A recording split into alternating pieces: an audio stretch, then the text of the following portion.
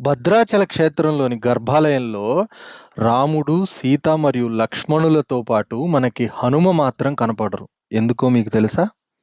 అతి పవిత్రము, ప్రసిద్ధము అయిన భద్రాచల క్షేత్రంలోని రామచంద్రుని యొక్క గర్భాలయంలో రాముడు, సీత, లక్ష్మణులు మాత్రమే ఉంటారు తప్ప, అంతరాలయంలో హనుమ మాత్రం మనకు కనపడరు.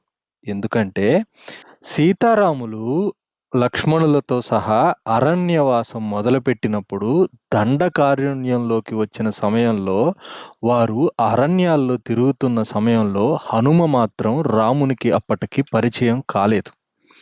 సీతాపహరణం అయ్యాక రాముడు కిష్కింద అనే ప్రాంతానికి వెళ్ళాక ఆంజనేయునితో పరిచయం అయ్యింది.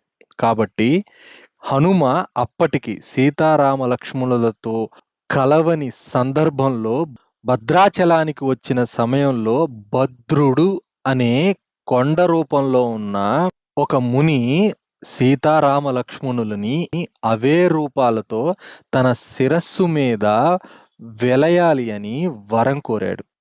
అతనికి ఇచ్చిన వరం కారణంగానే రాముడు సీతారామ లక్ష్మణ సమేతంగా భద్రగిరి అనే కొండపైన వెలిశాడు. అప్పటి నుంచే రాముణ్ణి భద్రాద్రి రాముడు అని మనం పిలుస్తూ వచ్చాం. భద్రుడు అనే ముని పేరు మీదగా ఉన్న కొండపైన వెలిసిన రాముడు కాబట్టే మనం భద్రాద్రి రాముడు అని, ఆ క్షేత్రాన్ని భద్రాచలం అని పిలుస్తూ వచ్చాం. చలం అంటే తెలుగులో కొండ అని అర్థం. ఈ కారణంగానే మనకి భద్రాచల ఆలయంలో, గర్భాలయంలో రాముడు, సీత మరియు లక్ష్మణుడు మాత్రమే కనిపిస్తారు కానీ మనకి హనుమ కనపడరు.